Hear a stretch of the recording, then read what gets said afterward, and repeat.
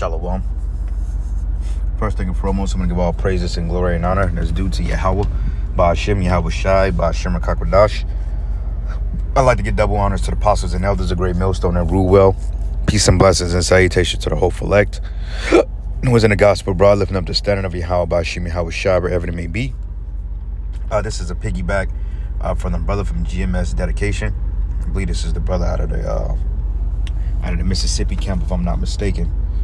But basically, it was going into the violent weekend in Chicago and Trump's federalization of the military troops. But I really want to focus on like the first couple of minutes of this one particular Jake mentioning that a lot of times those be paid agitators or government hitmen that's causing a lot of the crimes in Chicago. And I've been speaking on that for years.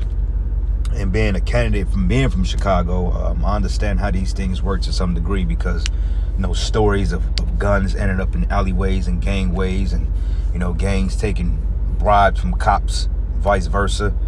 You know, a lot of cops still have inner dealings with street gangs. And then also you have Esau Edom, which have CIA or FBI operatives that would disguise themselves as gangbangers, and they will go ahead and they will start a war, man.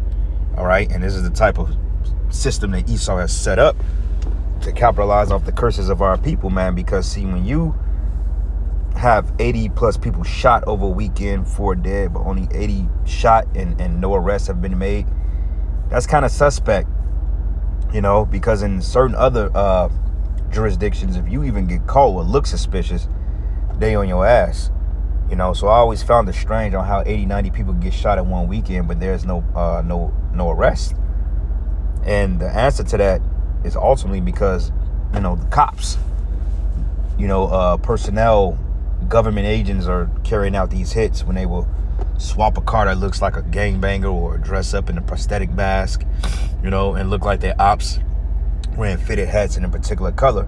And then you have one of the guys that's dressed up as a Mo, and he'll go and he'll shoot at some GDs. And before you know it, you got the Blackstones and the GDs back at war with one another to be justified on population control, because they know Jake don't realize the enemy that they're dealing with, but instead Jake looks at themselves as enemies because of the curses.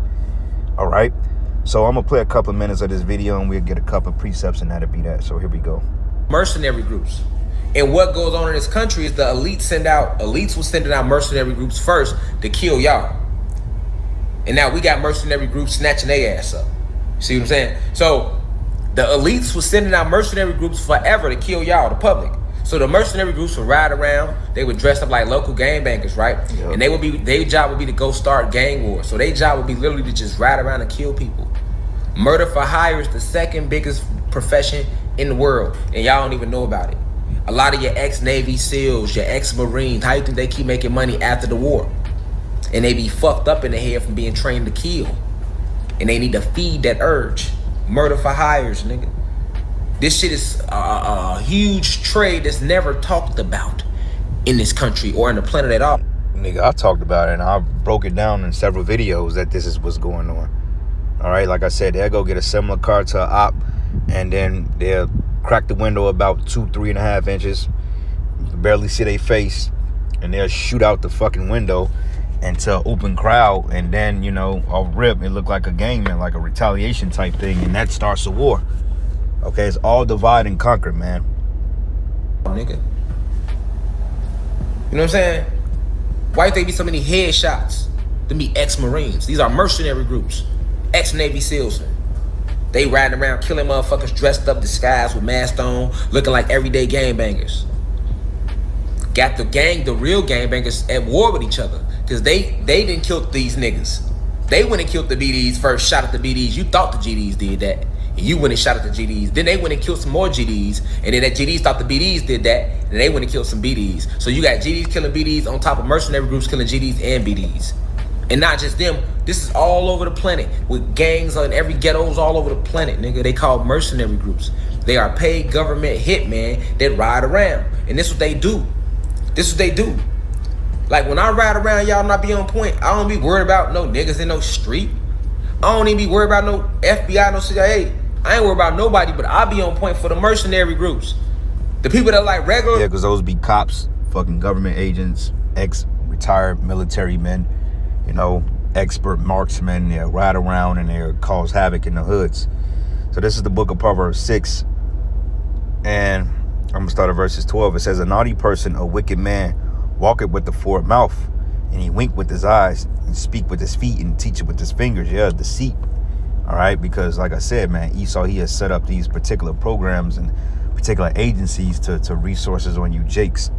So like Chicago now, they're sending the troops out there to be a police presence in the face of violence, because allegedly it was a violent weekend, which I didn't really hear anything about it. But, you know, Chicago is a big city. So if 2 people get done up, you probably won't hear about it because it's such a huge city.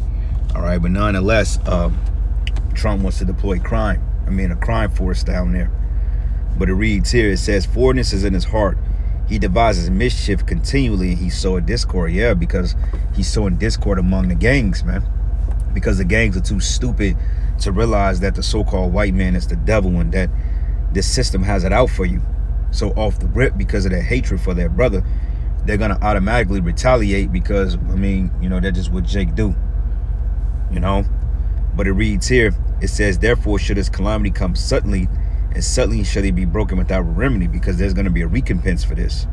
All right. It says, these be 6 things that the Lord hate. Yea, 7 are an abomination unto him.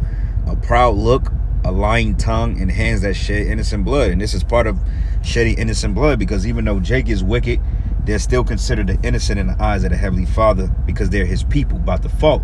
But Jake is wicked, you know. And it says, in a heart that devises wicked imaginations, like what he's going into, he that soweth, wicked imaginations, feet. Matter of fact, a heart that devises wicked imaginations, feet that be swift in running to mischief, and a false witness that speak lies, and he that soweth discord among brethren. Yeah. So Esau, man, you Jakes are getting ready to get a huge wake-up call when you realize that you've been fighting against an enemy that was right in front of you the whole time. Okay, but your hatred for one another has totally clouded your judgment. So therefore, you refuse to see the man that's really pulling the strings behind the curtain, man. All right. People that are actually hired hitmen, professional hitmen, and hit women. This is a fact, boy. I got a chance to go to Chicago, and I guess I was in the safe zone because I was like downtown by like the Trump Towers, and it didn't seem as rough as everybody said. Yo, you gotta be careful when you're in Chicago. That's the best was I in zone to be in. why didn't I see what I thought I was gonna see? See, you was where it was street name downtown. Okay. Once you get past, when I say what, 15th Street, something like that, going in, that's the hood. Everything is bad that way. Like that downtown shit, ain't no bodies dropping downtown, ain't no crimes. You go to jail forever. You do something to somebody downtown. All them successful white and black people down there, man, their business. But when you get into the hood, you gotta well, I also heard that like they knocked down all the projects and stuff, so like they cleaned it up. They tore all the projects down and just scattered everybody out into different neighborhoods. They got to readapt. Now they beefing with these people and even put these people who already it messed, bro. That was a terrible idea for Chicago to do that. Terrible, because it's like, you know what I'm saying? You basically taking people out of an environment that they know and that they can live and make money in and all that, and just put them out into the world, into somebody else's environment. Now they want to take over these people's neighborhood, or, you know what I'm saying, they already beefing with these people, so it spiced up the murder rate. You know, me being out there, I always ask a couple questions, and they was telling me that it was a extensive amount of guns in the hoods, right? You know what I'm saying? They bring guns in like through the trains. You know what I'm saying? Like the freight trains or whatever. And like that, I do know for a fact. I do know that for a fact. As I was coming up out there by my mother's apartment, they got train tracks out there, and the train used to stop like every Friday at a certain time. And I remember people was getting wash machines and dryers and all this other shit. They was hitting the freights, and then you had the railroad police that would sit back like a half a mile down and watch Jake hit the freights, you know? So yeah, that's a real thing. Guns, all types of shit, and that's all done by design because they want you Jakes to wipe each other out, which you willingly do. Mysteriously, every time they come through, the guns get stolen off the trains. Now they on the news, all these army guns, they on the streets, we're looking for them. They not looking for them because they know they tip somebody off to get them. You know what I'm saying? So if y'all got crates of guns coming through this city, And it's got to make certain stops. How do these people know that it's guns on here and they making these stops? So, you know what I'm saying? They doing what they can to put them guns out there. They know what they doing. To just get a gun and, yeah. Yeah, and you know, you could buy guns for like $20 in Chicago, from what I hear. I mean, for what I hear, the cops drop off boxes of guns in the hood. You know what I'm saying? Really? Yeah, that's what I hear. Yeah, they, you know, it's a whole setup. Like, they have access to these guns so easily. And I do think, you know, I wouldn't put it past the cops to be dropping off boxes. Yeah, I mean, you know, definitely what's happening in Jamaica. I mean, if you talk about your heritage, you know, with all the guns in Jamaica, and then how the gangs are tied to the political parties and everything else like that. It's like we had a lot of guns, but I never seen so many guns like now, ever. It's like they dropped off, like somebody dropped off crates of guns in everybody's hood. Like it seemed like it was designed for a motherfucker to lose. Like somebody putting all these guns in. A deadly Labor Day weekend in Chicago as President Trump continues to set his eye on the city, threatening to send in the National Guard as early as this week. At least 52 people have been shot in Chicago over the Labor Day weekend. 7 of those victims died. The violence included 3 mass shootings that happened at Haddon in California, in Chicago's Humboldt Park neighborhood, and 2 in Chicago's Bronzeville neighborhood, 35th and State and 36th rather, and Cottage Grove. A mass shooting happened right across the street from the Chicago Police Department headquarters parking lot. The cleanup process is now underway. Yeah, so that's the justification they're using. Psalm 64, and I'm going to start at verses 2. It says, hide me from the secret counsel of the wicked, from the insurrection of the workers of iniquity. Who is that? That's your elites.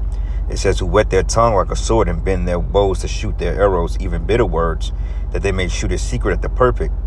Suddenly they do shoot at him and fear not. Yeah, and that shoot at him is going into like the different philosophies and different ways of life that they've tried to attack Jake. You know, and also physically, because clearly the cops are shooting at Jake's. But shoot his secret at the perfect, suddenly they do shoot at him and fear not. It says they encourage themselves in an evil matter. They commune of laying snares privately. They say, who should see them? Right, because going into what Jake was talking about, hey, you don't even see who's actually doing it. You know, you just have an idea. Well, this is a gang retaliation ordeal because my op drives a red Dodge Challenger with tinted windows and a black stripe. They'll go get a car that looks similar and do some wickedness, man. But show you how stupid people is, because if you know your ops, why would your ops be that stupid and reveal themselves like that? You know, if you're getting ready to do something of that caliber, you know. But Jake, they don't ask questions because they're so quick to kill one another.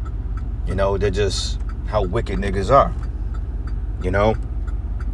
But it says here, they search out iniquities, they accomplish a diligent search, and both the inward thought of every one of them and the heart is deep. Think tanks, you know. Esau have plans and books and a Communist Manifesto about how to disrupt so-called Negroes, Hispanics, and Native Americans way of living to keep us away from the Heavenly Father. All right. This is the book of Psalms 10, and I'm going to start at verses... let's start at verses 4. It says, the wicked through the pride of his countenance will not seek after the Most High, for the Most High is not in all his thoughts, because, see, Esau is not considering his latter end, that the Most High eventually is going to roll on him and judge him for the wickedness. It says he has said in his heart, I should not be moved, for I should never be in adversity. And that's the mindset they have, that they can't be brought down. And this is why Trump is deploying forces to go to war with Venezuela. All right, which, you know, that's probably a psyop or some type of psychological operation, you know, for whatever resources that they want. But overall, man, you know, Esau is getting ready to really meet his end. It says his mouth is full of cursing and deceit and fraud, and under his tongue is mischief and vanity. Okay, because the Chicago police force got way than enough cops to foil crime in Chicago. Okay, they got thousands of police officers, and the Chicago Police Department has a vast amount of money, and they've already militarized the police force going back to 9/11. So if anything, they don't need to be federalized because they got people. But, you know, this is all part of Esau's great agenda, you know, hence the New World Order. All right. And it said he's sitting in the lurking places of the villages, which is your hoods, and secret places that he murdered the innocent. Yeah, because they showed you that in that movie. They cloned Tyrone. Shalakia, that they cloned Tyrone, and they were setting up these observatories right in Jake's hood, man. Okay, they had freight elevators and homes that went down to laboratories and surveillance data centers and all this other stuff. You know, and you know, that was like Murder, She Wrote. But it says his eyes are set privately towards the poor, and he lied in wait. It says he lied in wait secretly as a lion in his den to catch the poor, and he doth catch them when he draw them into his net. Okay, it says he crouched and humbled himself that the poor may fall by his strong ones. Yeah, his strong ones is his politicians, his military men, his police officers, etc. Okay, so that's what that's going into. And it says here, he have said in his heart, the Most High forgot it. He hided his face and he would never see it. But see, if Esau was spiritual, he would know that eventually Yahweh Shai will do judgment on him, man. You know? And we in that time now that everything that's being brought out in the dark, everything that was in the dark is being exposed and brought to the light. So with that, all praises and glory and honor that's due to Yahweh Bashim Yahweh Shai, Bashim Rakakwadash. Lord's will, you will edify. Until the next lesson. Shalom.